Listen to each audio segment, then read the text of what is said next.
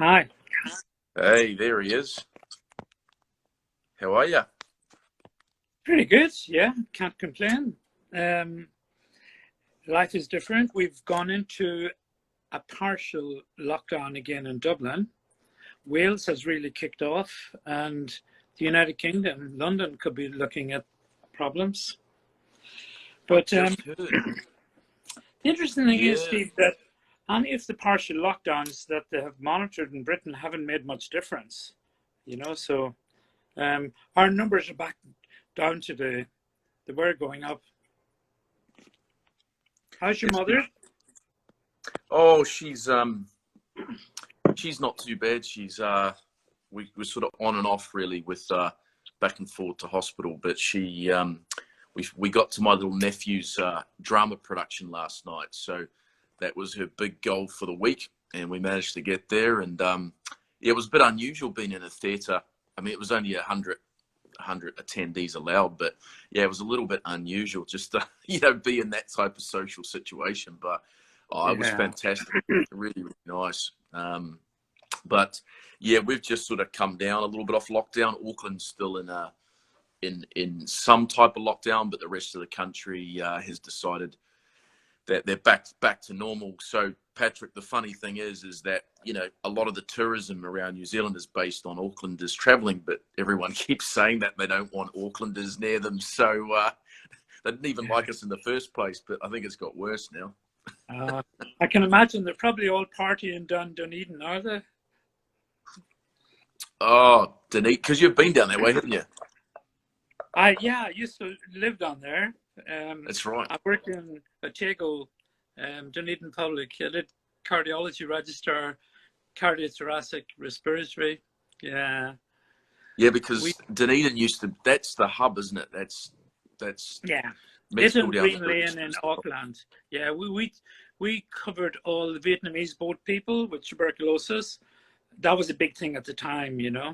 And then when I worked in the cruise liners, we had the Cuban, but I suppose boat people. We hit them every now and then with the ship, unfortunately, in the dark. Oh, But wow. yeah, that period in New Zealand was very interesting because your asthma rate was 6 times higher than the rest of the world, and we figured out Yeah. what it was. It was phenol. I mentioned it in the book I wrote, but interesting times. You must be missing your travel because you're every time I talk to you, you're traveling around the world lecturing or you know Yeah. going to attend different conferences. So how are you feeling that pinch in terms of not being able to travel so much? Well, it's interesting, Stephen. The first thing is actually I quite enjoyed the lockdown. Yeah, Unusually, I got the first good rest in a long time. I also wrote 3 books, believe it or not, during that period. wow, Yeah, I missed going to Taiwan. I was supposed to go there.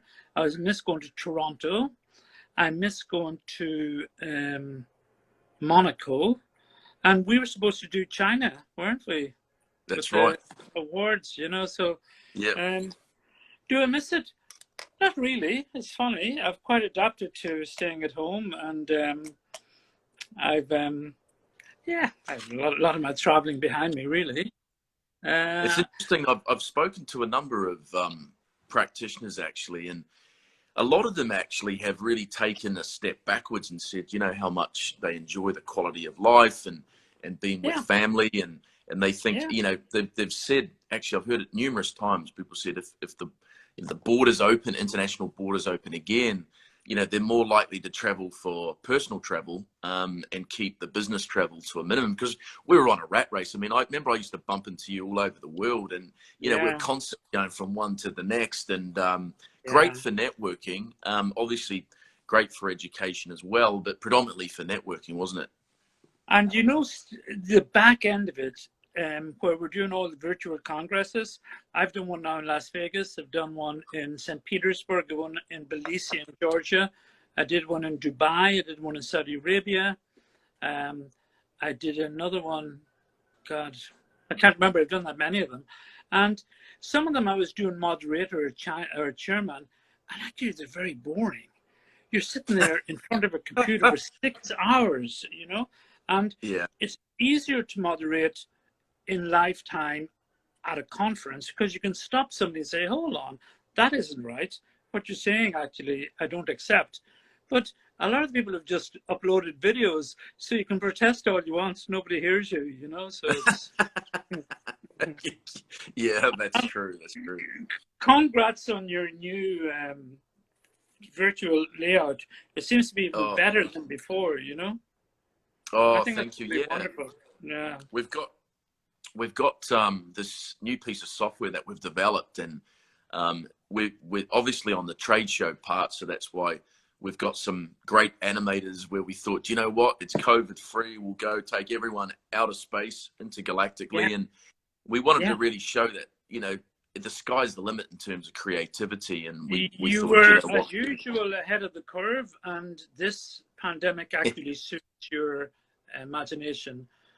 You, Elon Musk, and Jeff Bezos, it'd be interesting meeting you all in Las Vegas for a pint sometime, you know? yeah. Well, exactly. Well, it's, as I say, it's been an interesting year because there's a lot of other conferences that have sort of, I suppose, entered the market virtually. And I suppose the challenge we've had with the GVAS side is that there has been a lot of other sort of conferences. There's been a lot of free content. So we really had to change our mindset into terms of what could we deliver differently at our virtual conference. One, being global obviously makes it different because, you know, we can get some of the best experts in the world, which, like yourself. But what we changed was, rather than for the clinical program, it was short presentations and voiceover on PowerPoint. We decided to just go with practitioners that could do live demonstrations of treatments. A lot of them are pre-recorded, but with that that live interaction in the chat rooms. But as you know, we sort of really make it run like a live event. We've got a fantastic business program, and it's, yeah, we call it Around the World in 48 Hours. So we will inject a lot of fun and entertainment in ours. We will allow you to go for to have a toilet break, Patrick, in between, and, you know, have some lunch. So it will be a fast-paced event, but, you know, there'll be a lot of breaks. One of the things that I've noticed the way conferences have changed recently, and for the better, is that instead of in the beginning, where it was particular surgeons, dermatologists, cosmetic physicians showing a thing, how good am I? Look at my results, blah, blah, blah. People aren't really interested in that anymore. What they're interested in is, okay, you do it now on the stage. It's almost like a live band. Instead of playing some pre-recorded record, that's sort of, you know, you're under fire, and do it in front of people. And it's so much better because what you see is what you get, you know. And I think the rise of being open about complications has also changed the whole face of it. That didn't happen until 2011. So we had 11 years of the companies hiding it all and trying to say it never happened, you know. So that brings me onto your workshop, controversial and all, being, you know, vascular complications. Do you want to just talk a little bit about what people can expect in November? Sure. Well, I suppose the first thing is, because I deal with so many, I suppose, vascular complications, and I certainly have dealt with well over 100 in the last couple of years. I've gained an awful lot of knowledge as to what happens and why. And the first thing is that it can happen to anybody. We assume, because we learn anatomy, that doctors don't really get in trouble. Nurses get in trouble a little less, and beauticians cause all the problems. But we tend to forget that anatomy certainly is three-dimension. It's not two-dimension. And it is wonderful having knowledge of where the vessels are, but we don't really know what depth they are. And we also don't really, to an extent, know where the vessels go. Because if we look at the facial artery making its way up into the bifurcation, we say the superior and inferior labial artery, up to the alar, a lot of them just stop there. We assume they go all the way up, you know, but 34% just stop there.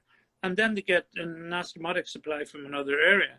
So it's quite startling to think that you could actually be somewhere that you think is totally safe, but you're not. I suppose that's the first thing.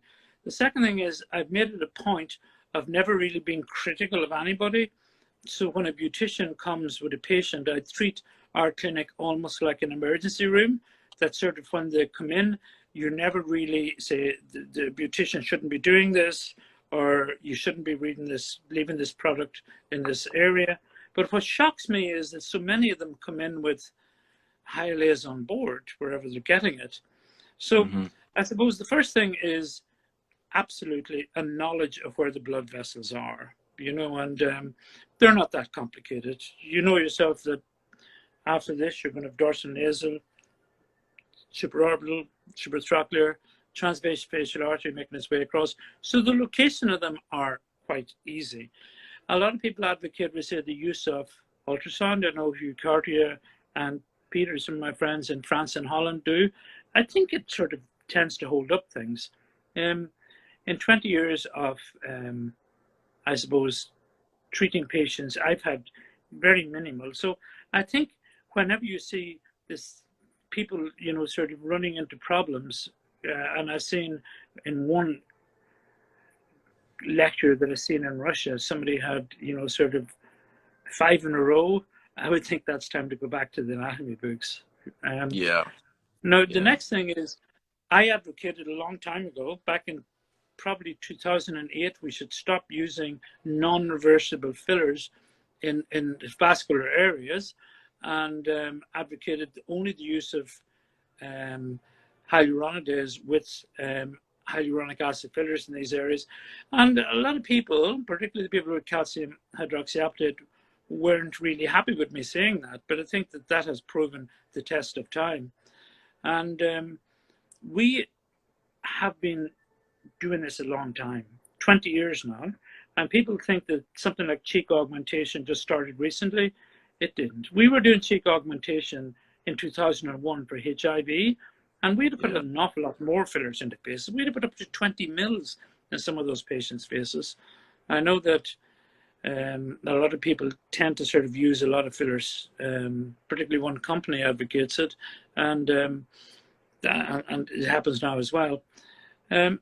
Thankfully, many things have happened. The first thing is, for a long time, I was pushing that we should be using 750 and 1500 units of hyaluronidase, and nobody would agree with me. You know, I mean, I actually had a big argument on the stage in IMCAS in Paris in 2008, 5 experts up on the stage, and I was so annoyed with them, I actually openly challenged them, how many of you have actually used hyaluronidase? Not one of them. But they were all, you know, sort of blinded to, and you know yourself, they were advocating just 75. 75 is nothing. You have to be using at least 750. Now, Claudio Lorenzo's paper changed that, but I remember the days in Las Vegas when myself, Claudio, Stephen Diane, Neil Salek, Corey were advocating what we should use, and I was the only one at that stage saying, put in 1500. They're all saying you can't because it will dissolve your own collagen. And I'm saying, look, I've done this so many times, it doesn't, you know. So it's wonderful that all those days have changed. And now people think nothing of putting 1500 mils. The reason Americans, I thought afterwards, took a long time to convince was because their Hynelax is only 150 units. So, but ours is 1500 units. So they were, I was really saying to them, you have to use 10 bottles at a time, when the most of them would have only one in the fridge, you know. And yeah, well, big difference in. I mean, as I say, I've known you now for probably 15, 16 years. You know, I think you remember the days when I was, you know, going through Harley Street, you know, bouncing around. I came over to Ireland a few times and was selling Larest. Some great memories. Yeah, Isologen days, Larest dermal filler. You know, even Larest was one of the first, you know, products we were competing with Restylane because it was a soft product, you know, versus Restylane back then. But you know, we had our issues of whether the product was going to last long enough, and but again, you know, we had very in that period there was a lot of things. We'd been using Restylane since 1996, and I particularly used it from 1997. Now, America didn't take it on board, don't forget, 2004, 2007. So there's no experience of it. So originally, when we were at things like the Seafield Conference, the Jazz will remember 2006, 2007, the Americans were getting up one after another. And I'm not knocking Americans, I'm just giving medical aesthetic history as it was, you know, talking about collagen. And I'm saying, don't even waste your time. Nobody wants to hear about it. It's gone. You know, it can cause anaphylaxis. It lasts 3 months. You have to test the patient beforehand. Hyaluronic acid is the way it will go. So even back then, in 2007, there was very few. And don't forget that Arnie Klein, when he originally injected Michael Jackson with Restylane, and he put in too much, whether he did or not, Michael was a bit BDD. Michael felt he did. They had to fly him to Dublin for us to take it back out again. And the most amazing thing is that when we gave him the hyaluronidase, he wanted to be knocked out for that. So we had a propofol experience with Michael as well. And it's out there in the open now. So I'm not saying anything that I'm going to be taken up on. And this is among doctors to a large extent as well. And when Michael got it taken out, and I had a phone Restylane QMed at the time, they said that nobody had done it, so there are no protocols. So we had to sort of work out our concentrations. He chickened out. He wanted it right going to see the Queen, but there was the opening at Casino Royale, and he chickened out and he didn't go to see her at all. So he came back to Dublin, and then, yeah, he later came and lived in Ireland, actually, which was good. But those were the early days, and I only mention him not from the point of view of name dropping, but he was one of the first people ever to get hyaluronic acid taken out of his face. If That's not, right. certainly, probably the first in America, and that's for sure. I mean, do you think, I mean, with the amount of fillers that are still entering the market, are predominantly most of them hyaluronic acid fillers, or are you starting to see new types of fillers made of, you know, consisting of other types of materials? Look, we all know there's one company that has an awful lot of problems. I'm not going to mention it here in front of other people, and we haven't really figured out whether it's because they sell so many fillers or they just have so many problems. We had 36 problems presented. I'm reaching a stage now, because I don't seem to care, where I almost won't treat their patients. But I had another one only last week, and one I'm in the middle of dealing with. And that company really needs to face up to its problems, you know, because they sort of hide and don't address them, and it's terrible. There are different types of hyaluronic acid, and there are different types of bacteria that it's taken from. Some people use, I suppose, streptococcus, and you know yourself, Stephen, the streptococcus is a very dirty bacteria. Yeah. It has given us toxic shock syndrome, it's given us necrotizing fasciitis, it's given us potential Pandos syndrome, it's given us rheumatic illness, destroying hearts, a very, very dirty bacteria. And still we use that as the method of forming our hyaluronic acid. And for many reasons. The problem is that when we wash it down, some of the particles of strep could still be there, setting up inflammatory reactions. So there's no doubt about it, and I'm not promoting Galderma here, but their product was much better because they were able to eliminate some of this. Also, Nuuva turned around and they used, remember, one of the Bacillus subtilis, I think it was, which we just find normally in a farmyard, in hay. Doesn't really cause any problems. So the fillers are getting better and better.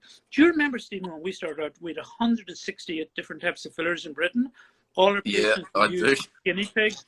And, you know, the 4 or 5 we've ended up with are the same 4 or 5 that passed in the United States for FDA.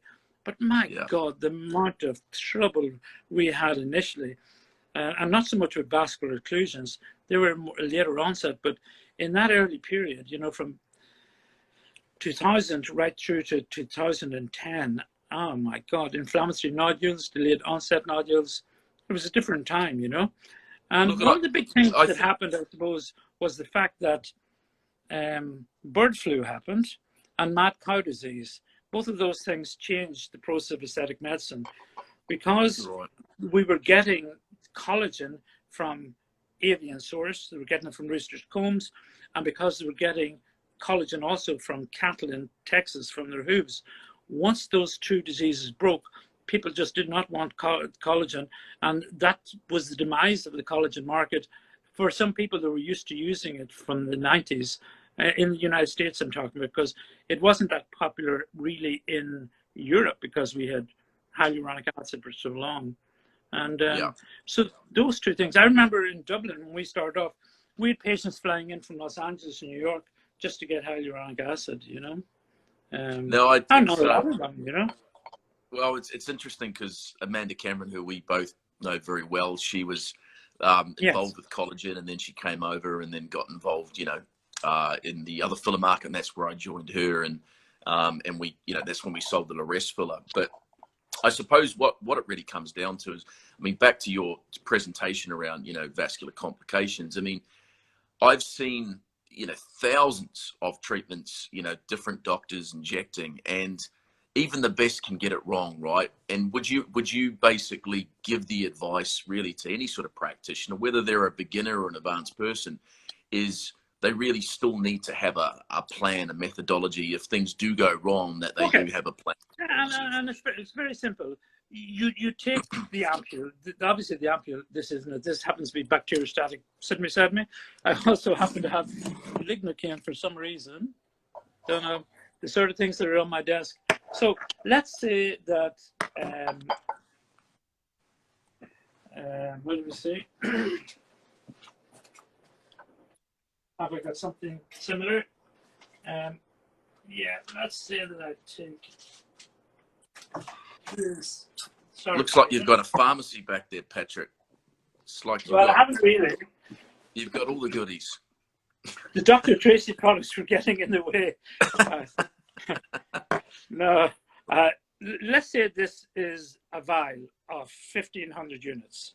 Okay, very simple. You open the vial, okay, and you put in 1 ml. So suddenly you have 1 ml of bacteriostatic saline, because if you use ordinary saline, it's going to be painful. So in your 1 ml, you have 1,500 units. What you're aiming for is 75 units each time you take a shot. So you can do it 2 or 3 different ways. You have 1 ml in this. You can just make it up to 2 ml, and then every 0.1 is 75 units. That's simple. But the easiest way probably is to take a Botox syringe. See, is there some here? I'm sure there's some somewhere. Let's say this is the Botox syringe. So you've 1 ml of bacteriostatic saline. You've got your Woodford's 1,500 units, and you just suck out 0.2 into your syringe. Then you make it up again with 0.2, and so you've 0.4, each 0.1 then is 75 units. So let's say you have your occlusion here, then you inject in 10 shots around it. It doesn't have to be in the artery. If it's periarterial, it's fine. It'll make its way across. And normally take your cap time, and if you can get it down to 2 seconds, it's probably sitting up around 5 or 6, and leave the patients for an hour and do it again. I normally don't cross 3,000 units in a day. I don't think there's any need to either. And normally first we also just do a little test on the patient's arm of 20 units. Now, send them to a hyperbaric oxygen chamber, and hyperbaric oxygen chambers are really underappreciated. Hyperbaric oxygen chambers work. You start them off at 75%, make them up to 100 so that you don't blow their ears. Put them in just for an hour a day, 5 days. They're really cheap. It's only about 50 euros, maybe 100 euros, nothing more than that. And then if you get it very late, and we've got ones very late, where necrosis is already set in, what I tend to do is assume that the blood being cut off doesn't provide any growth factors, it doesn't provide any healing agents, so as a consequence, you're not going to get epidermal tissue. So what we tend to do is pull off PRP. We also use some stem cells from New Zealand red deer, believe it or not. Oh, there we go. Mammalian source from calcium. We put it on the area, put them under red light to activate it, And then we know with the 7 different growth factors that it'll begin to heal. You'll see it after a few days.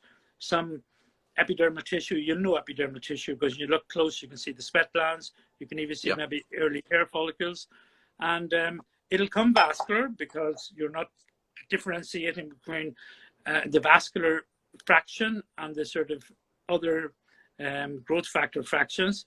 So when you've got your epidermis back, what we tend to do then is use an IPL to back it back down to take the vascular fraction out of it. That's usually 3 sessions, 3 weeks apart. Excuse me. And then for the residual tissue, a light CO2 laser. And I've brought back now 8 or 9 that were really serious, given up, plastic surgeons wouldn't touch them, sent home from the hospital, all scar-free, you know? Yeah. Oh, that's fantastic. That's great news. So that actually, that brings me on to the, my next question to you, and subject is around laser resurfacing, you know, the downtime. You're one of the experts in active FX laser resurfacing. You've been doing this for quite some time. As I say, I've known it for many, many years. What's, can you tell us a little bit about, you know, during the GVAS conference in November, you're going to be doing a demonstration of active FX, and you had an interesting story as well. I think when I was talking to you when when I caught up with you in Las Vegas, you know, you've been treating different parts of the body as well and had really, really good results. So do you want to just take us through a little bit about just some of the applications? I've always thought with laser resurfacing, it's obviously the downtime's a lot longer, isn't it? And again, if it's not done correctly, then it can be a slightly dangerous procedure, but you know, with the right protocols in place. When I started laser resurfacing, it was in 1999. And one of the big problems that we had in that era was the fact that patients got alabaster skin. So about 1 in every 10 got permanent damage to the melanocytes. And as a consequence, they remained pretty hypopigmented looking, couldn't go on holidays because they couldn't obviously tan in that area. We see it now with things like cryotherapy. So one of the big breakthroughs was in 2005 from Massachusetts Institute of Technology in Boston. And in MATS, what they did was Reliant computers came together and formed fractionalized resurfacing. The problem was they picked the wrong wavelengths. We all knew that because it took 6 Fraxels, which was the original Fraxel, to do what one laser normally would do. So we had 2 big ones. We had erbium-YAG, we had CO2, and then we had Fraxel. Because CO2 was rather horrendous and it was causing this alabaster skin, people switched over to erbium-YAG for a while, but erbium-YAG left blood on people's faces, so they were an awful looking sight leaving the clinic, very scary, like Ebola gone wrong. So people like Rox Anderson came together and said, well, why don't we marry fractionalized resurfacing with CO2? And that was wonderful. That was a big, big breakthrough. And that happened 2005, 2006. So for the first time, we had a situation where you had the lasers shooting down into the skin, like that there. And as a consequence, it didn't take away everything. So you had bits of the melanocyte layer left behind, and they just grow across. And so scarring and melanocytes were almost disappeared overnight, which was wonderful. But then the big problem was this. The skin has things called dermal rets like this. So if you go too deep, you'll still have some epidermal tissue sticking into the dermis. And if you go too deep, then the epidermis will grow back again. The problem was the neck. The neck was like this. So the dermal rets were so small that if you went down too far here, the epidermis wasn't going to grow back. So I experimented and with treating the décolletage area. And I must say I was the first ever to work out the protocols. And I gave the lecture in Las Vegas in 2007. But what I Yeah, didn't that's what I say thought. was that poor patient took over 3 months to heal. I sort of Wow. ran it too high, but we take it like the first Irish people going to America, being afraid of the sea, but eventually somebody got there, or the Yeah. Americans going to the moon, you know, a lot of rockets fell. So by the time I had my lecture for the States, I had it down to a T, and the patients could heal in the same amount of time, 5 days. So on the active FX, and what I'm showing is you can normally run the wattage 19 to 21 watts. But when we're doing the neck, I dropped it to 12 to 14. Also, the density is normally what we call 353. But if you're running the neck, your density is down to about 2. So the density is the number of dots per centimeter. So if it Yeah. crosses 5, then you're almost like back to the old ablative lasers. So we had two different things. We had worked out the power of the laser, that it had to be dramatically reduced almost to less than half of what you do it on a face, and then it'll heal at the same amount of time. And then the second thing was the density. So believe it or not, that lecture that I gave then, which was a bit of a world changer, to be fair, and Randy Waldman in the United States, thank him for giving me the opportunity to that. I'm giving you a version of that on GVAS, and Yeah. many years later. So, and then we had eyelids, but people always did eyelids to an extent anyway. And then we moved into the backs of hands. So I'm combining in the lecture in GVAS how to resurface faces, how to do it without putting the patient or yourself in any danger, then how to resurface eyes, and how to resurface the back of hands. I had a fairly famous doctor who watched my lecture and said, Patrick, you know, for the first time, I put tetracaine or anesthetic into patients' eyes before I put in the ocular shields, because I've seen your lecture. And I said, what were you Wow. putting in before this? And he said, I was Yeah. putting in antibiotics. So all I thought was antibiotics, but you know, so yeah. So in terms of with laser resurfacing, I mean, is it quite likely for people to get infections? Is it quite easy, because obviously you're going very deep, Okay, and people yeah. do need that. Tina Yeah. also did a paper on this, and over 400 patients, her herpetic rate was 8%. Now, when we started off, our herpetic rate was 8% as well. So I did two things which were different. Number one, I stopped using acyclovir. Not only was it a pain in the ass because you'd use it 5 times a day for nearly a week, which is like 35 times, but Famvir, which was once a day, ran that rate. I switched over to valcyclovir, Valtrex, 500 milligrams twice a day for 7 days. For 8 days, 2 days prior and 6 days afterwards. Our infection rate dropped to 2%. And it has never moved off that in almost 13 years. The second thing, which is probably contributory, is that everybody mandatory gets viral prophylaxis. Now, the reason I do this is that you know yourself, if you've got herpes, you can have it for life. Well, you do have it for life. And somebody could have had maybe a herpetic lesion when they were 6, maybe 16, forgotten all about it, but they have that for life. So whether they have a history of herpes or not, everybody in our clinic goes on antiviral prophylaxis. Now, believe it or not, bacteria is very rare. And I think the reason myself is that we probably fry the bacteria with the laser when we're doing it, because I've done patients' faces that have acne, and I almost blast the laser over the acne and it seems to kill it. Now, I do sort of give them prophylaxis if it's very bad, of doxycycline, usually not before, but the days after it. A tip that we used to use, because if your patient isn't healing and you've got a red face, it could be fungus. Believe it or not, fungus is more common.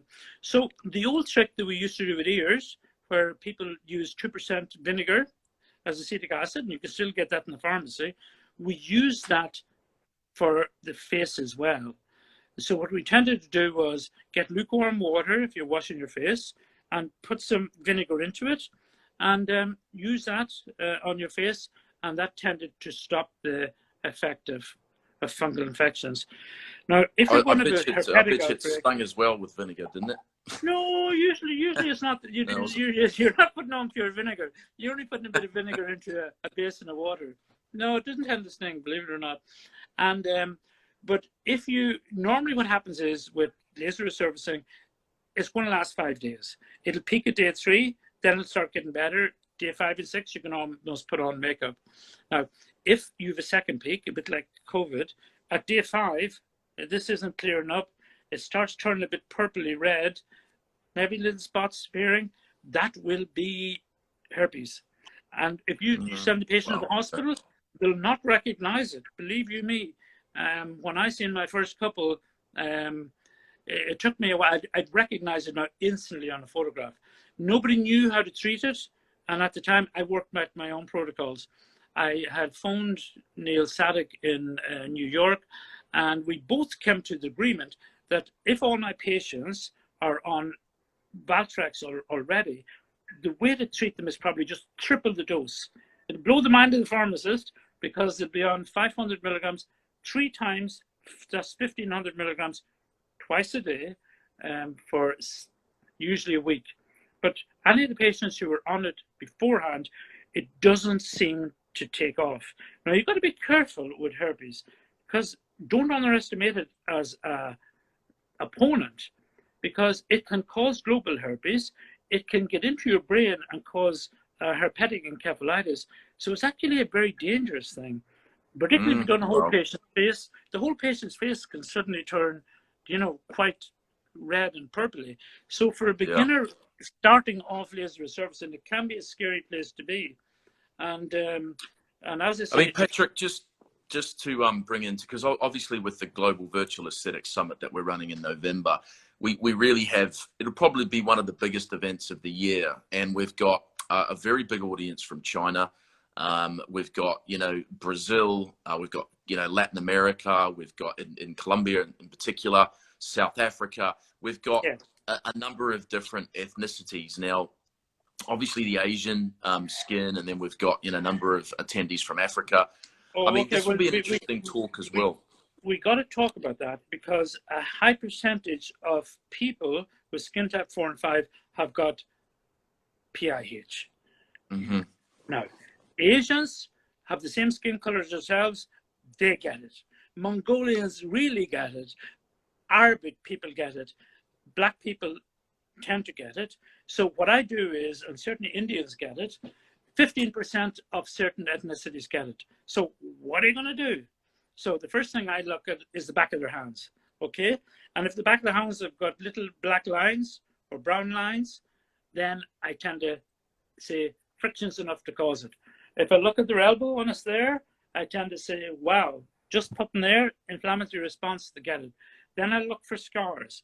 If they've had previous appendixes, maybe some trauma, and there's a line in it, this is a red flag and a major red flag, because if you cause PIH, post-inflammatory pigmentation, you probably will spend a year getting rid of it. So here's my tricks. What you do is beforehand for 6 weeks, you give them 4 to 6% hydroquinone. We make up our own hydroquinone, but you can get 4% of most of the Dr. Abaji has a good range, but we tend to sort of use many other things. Now, it's quite hard to get it in Britain at the moment, just because a lot of ethnic people are trying to lighten their faces. If you also can get Pigmenorm, it's difficult to get it in Britain as well for some reason. We get that from Germany. So if you prep the patient 6 weeks beforehand, it goes down in the skin, it turns off the melanocytes, you attack them, they don't kick off. That's a good trick. Now, the second thing is this. If you're just treating melasma, cloasma, hyperpigmentation with hydroquinone, remember that it's going down. It takes 28 days for it to come back up with no melanocytes. The whole process of melanocytes is very interesting because the melanocyte is the cell that forms it. The melanosome is the little pocket that it puts into the epidermis. So people assume that it's the melanocyte making its way out, but actually, believe it or not, it's the melanosome making its way out. So it's a little supply, a packet that's sort of tagged onto the cell. So this won't move up through the epidermal tissue if you switch it off at the melanocyte layer. So as a consequence of that, if I have somebody coming in with potential PIH, I prep them beforehand, and it's imperative to prep them beforehand. And I take the attitude that if the patient gets PIH after it, it's almost the doctor's fault. You've missed the fact, because nobody coming in, particularly for acne scarring, is going to be 24, 25 years of age. They'll have a mark on them somewhere that'll tell you, you know.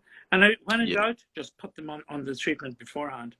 It's so much easier Accutane to prevent the problem happening rather than having it treated later. So, Patrick, look, I wanted to sort of finish off the call. I mean, just talking a little bit about you know, the event itself. You know, as I say, I've known you for quite some time, and you've been lecturing all around the world, and you know, I really appreciate the time that, you know, you're going to be giving us for everyone who will be attending GVAS 14th and 15th of November, because it's quite a futuristic conference. I wanted to sort of not even talk about clinical, but did you ever watch Star Wars or Star Trek? Yeah, absolutely. Yeah. So what was your favorite? Because I like to talk to practitioners on these calls about going back to our childhood, and because it is on a spaceship, I've got a few practitioners that are very excited, and they keep on mentioning about how they loved Star Trek and Star Wars. So it's interesting. I was very interested in science from a young age, and I won the British Amateur Young Scientist competition in London. I went to Queen's Belfast when I was 15, and I won the Aer Lingus one when I was 16. So at that stage, Star Trek, to me, was wonderful as science. But looking back on it now, whether I've learned so much more science or not, it just doesn't gel the way it did when I was very, very young. Now, for some reason, as soon as it switched from William Shatner, I lost interest a bit as well. The plot just wasn't as far out, you know. So when I was young, I was very interested in physics. I actually taught A-level physics in a convent when I was young, and interested in cosmology, and wrote some papers on it. So this idea that there could be separate planets with life, you know, appealed to me. It's pity, you know, sort of now as we reach the later stages of life, nobody has ever communicated with us from any of these planets. Star Trek, I did that. Star Wars, for some reason, I sort of missed out on it a bit, because by the time I was watching it, we were up to 3 or 4. But I must say the CGI was good. It didn't have the ability for a deep thinker in science the same way as Star Trek did, because Star Trek always posed a mental sort of problem that they had to sort out, whereas Luke, to an extent, in Star Wars, he was more or less trying to show you how he could play with computers, and C2D2 could do this and all the rest. It wasn't really getting into a scientist's head in the same way as Star Trek. So I'd have to give it to Star Trek. So Michelle Ward said, what about Mork and Mindy? I remember Mork and Mindy I think I was just the right age. You remember that? Of course I do. Robin Williams, yeah. I always thought Robin was a bit silly in Mork and Mindy, but anyway. It's a shame. It's a shame he's not here today, but Michelle hey, Ward, Patrick. Michelle Ward, and no Michelle, shouldn't be old enough to remember Mork and Mindy. Tell her. I'm sure he didn't mean that, Michelle. You're not a day over 21. It's and Michelle has the reruns. Just completed her course as a beauty therapist, so Michelle's looking for a job out there if somebody's listening. Yeah. Oh, fantastic. There you go. Little shout out for you, Michelle. Patrick, we're going to have to wrap this up, but look, it's been an absolute pleasure. It's amazing with technology today. You're in Ireland, I'm in New Zealand, and look, it's amazing catching up with you. Really looking forward to seeing you at GVAS 14th and 15th of November. Make sure everyone tune in. It is going to be a great event. If you want to register your space pod, some people said, what do we offer? We offer. Oh, there we go. IPL, MDAG, we solder erbium YAG, CO2, and we queried with a PDT, or PDL rather. And so most of our work is IPL and NDAG, and we do a lot of CO2, to be fair. Great. We seem to be doing like a CO2 nearly 1 or 2 a day at the moment. I don't know why, because people have their face covered up. Maybe it's because breaking out a bit, so reminding them of all the scars they have. Yeah. Well, or maybe it's what you look like behind closed doors. Yeah, maybe it's because people during lockdown have the ability to stay away from work. Maybe that's the reason. We're also doing a lot of eyes, and we assume it's because when they look, they can't see anything but their eyes now with the masks. Well, I think people are probably looking at themselves in the mirror more than ever being at home. I mean, I think that's it's all self-gratitude rather than, And I see Paloma from Glyfada has just joined. In the early days when me and you were running around London, we used to hang out in Greece, down near Glyfada. Hi to Paloma. Yeah. We're bringing back all the memories of being overseas. I think as soon as the gates open at some point, I think I'd really love to go back to Greece or Croatia. I think those are some of my best trips. What about Temple Bar? I have some great pictures for you in Temple Bar. Yeah. Do you remember the night we met the guys dressed up as lions and tigers? Yeah, I still have that picture, so you can't deny it. It's always been one of my highlights, Ireland. Temple Bar. I won't be able to tell too many stories over Instagram Live, but Stephen, I remember it's one of the totally good stories closed with you. now. It hasn't opened in, it may just be open, and it hasn't opened in 4 months, because in Ireland you can only open if you provide food. And most of those bars were more guitar bars, Yeah. Oh, it's such a shame. Anyway, we'll see what happens. I'm sure when the old ones close, there'll be new ones that will pop up. There's always going to be opportunities, isn't there? But it's just such a shame at the moment. But hey, Patrick, we'll close this up. But really looking forward to, as I say, seeing you at GVAS. And thank you so much for your time. Really appreciate it. Okay. Cheers, Stephen. All right. See you later. Bye-bye.